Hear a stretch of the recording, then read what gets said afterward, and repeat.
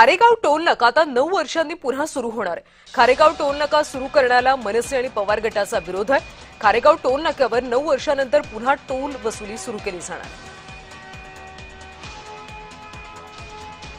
तुम्ही जेवढे रस्ते बनवताय त्या प्रत्येक रस्त्याला जर टोल लावणार असाल तर मग टॅक्स मध्ये येणाऱ्या पैशाचं तुम्ही काय करणार आहात?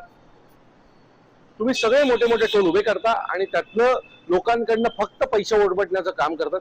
खारेगाव टोल नाका बनण्यास आमचा विरोध आहे। जर खारेगाव टोल नाका जर पुन्हा बनवण्यात आला तर जे मागच्या टोल नाक्याचं झालं तेच खारेगाव टोल नाक्याचा पुन्हा होईल।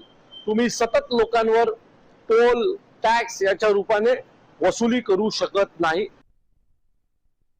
एज ए थानेदार कलवा मुमरा दिवा हम उस टोल को एक्सेप्ट नहीं करेंगे। हम सबका विरोध है थानेदार होने के नाते।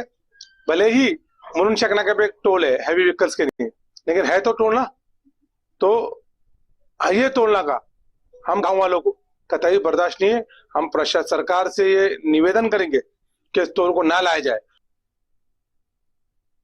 नाशिक पुढे जो माणूस समृद्धी महामार्गाला जाईल त्याच्याकडून टोल घेतला तरी हरकत नाही, पण जो माणूस ठाणे भिवंडी मुरबाड कल्याण शहापूर कसारा ह्या पट्ट्यात जाणार असेल किंवा वाड्याला जाणार असेल तर त्यांनी टोल का द्यावा?